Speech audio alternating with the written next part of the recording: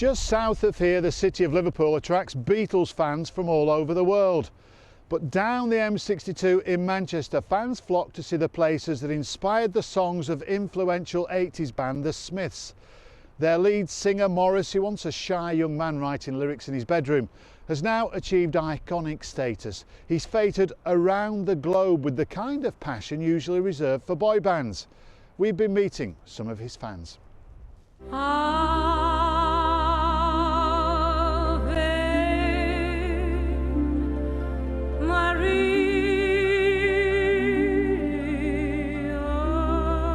The kind of fervour displayed by fans at Morrissey gigs is approaching religious proportions. The self-proclaimed Moz Army travel the world to watch and worship their idol. Some of the greatest nights of my life have been going to Morrissey concerts. If I could, I'd go to every gig. I don't really go out. I just save to see Morrissey, and as long as Morrissey's going, I'll be going.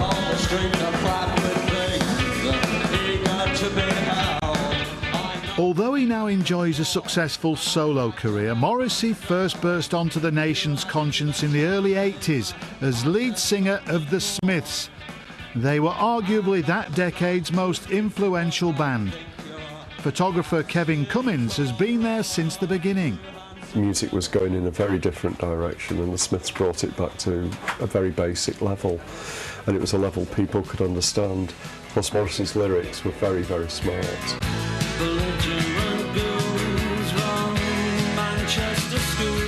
And they were very northern as well. Everything was about northern culture, northern arts, northern film, northern music. That's why it touched people. People understood it. And 25 years after their acrimonious split, fans from all over the world still flock to Manchester to see where it all began. The tour, of course, includes being photographed outside Salford Lads Club, just as the Smiths were in the 1980s. We've had people from Venezuela, from Paraguay, from Japan, from Brazil, Chile, all around the globe. We get people here every day, probably 30, 40 people a week. It's great for the club and it's great for the area. Well, they're a very, very obsessive lot. They love the whole concept of Manchester, I think, and I think it's all the lyrics, it's all the imagery and the music, and they just appreciate everything about it. It's more than music. It's something that goes really, really deep in my heart. The music and this voice, it's so different. I would rather not go back to the old house. I came to live in Stratford on a road called King's Road. I lived there for a very long time. The only way that I could find any mental relaxation is to simply go out and walk. And to walk around these streets. For me, it was perfect fuel, because then I would go home and I would write furiously. The tour takes fans right to Morrissey's old front door. This is where it all started. This whole tour has been really amazing. And the dog. It's awesome. My heart is just pumping. It's amazing because you listen to it, but you never get to really see it or feel it, and I'm right here, right now. Well, it's very emotional, you know. I'm very happy for being here. For many years I wanted to come here. Now it's a dream came true. I think it's just like a comfort or something, like when you're feeling down, you relate to how a lot of like young people are feeling. I don't think, and that's why I think people still like our age still are really into the Smiths, even though it's many years ago, you know. But the ultimate experience for any Morrissey fan is to see him live. And this summer they came from all over the world to watch him perform in his hometown. I got here at 5:30 this morning and I was the 6th person here. All you need is me. Obviously people want to be the first in and people want to be the closest they can to Morrissey, and it can cause a lot of friction, but we all work together and we stay in contact and we help each other out to do shows. Dickie Felton is writing a book about his global travels with fellow fans and wants to know the lengths they go to attend gigs. And have you ever had any kind of clashes in terms of, you know, you've got to be in work and there's been a Morrissey show at the same time? I left work in 2011. I worked in HMV in Manchester and I left there to do the US shows. You just left the job? Yeah. You just had to go? Yeah.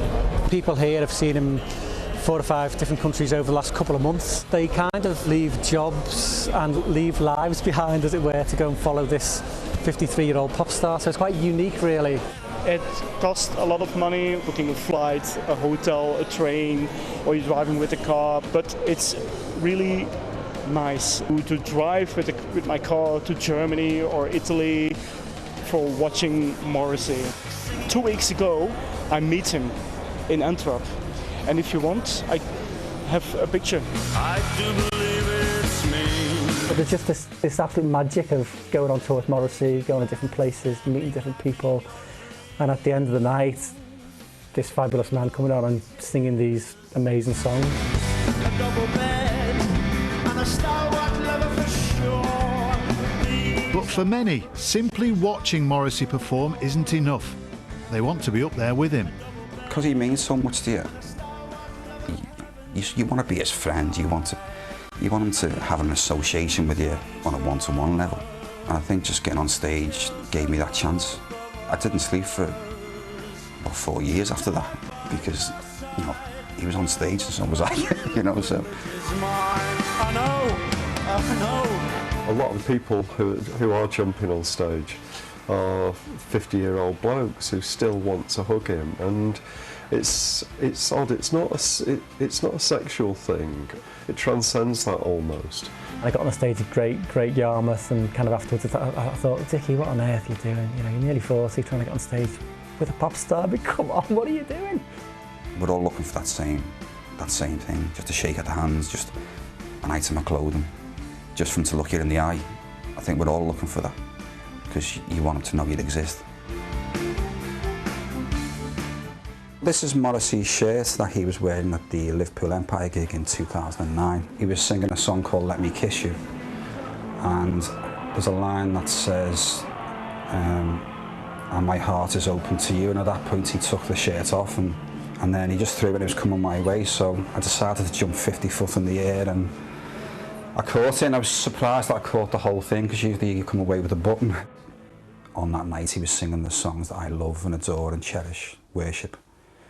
Songs that have saved my life and saved other lives. He was singing those songs in that shirt, and to come home with it is just a remarkable feeling, an amazing feeling. And Dickie got a souvenir of his own on one of the occasions he met Morrissey prior to a concert in America. So Morrissey, it's Dickie from Liverpool, and he did stop and turn round, and I said, would you mind just signing my arm? And he said, that's fine, and held my arm out, and next thing Morrissey's holding my arm, and he's signing his name, and that was basically it, you know. And I just marched off into the nearest tattoo parlour, which was 3 or 4 blocks away. The wife wasn't very happy, but you know. Have you got a tattoo with her name? I haven't, no. Maybe one day. If you're copying a quiff, that's one thing, but to get Morrissey to sign your arm and then go and get that tattooed, that's something different. That's real devotion, and that's with you forever. And I think that's what the fans are saying. That's a part of Morrissey that they've got with them forever. If I'm feeling low or I'm feeling down about something, I can just look and remember the times that we've shared in a way at venues and at shows. Scratch my name on your arm with a fountain pen. This means you really love me. Scratch my name on your... That's our song, and that's the day we got married. This means you really love me. So the quiffs may be thinning and the rumours of Morrissey's retirement abound, but for the Moz Army, it's not something they'll grow out of. It's a way of life. In this day and age, you're kind of not allowed to have heroes anymore. You're not allowed to look up to anybody. I think we're all meant to be mature adults, and never to let yourself go or go a bit crazy or go a bit wild or dance the night away at a concert. And I think going to see Morrissey, it gives the chance to go a bit crazy.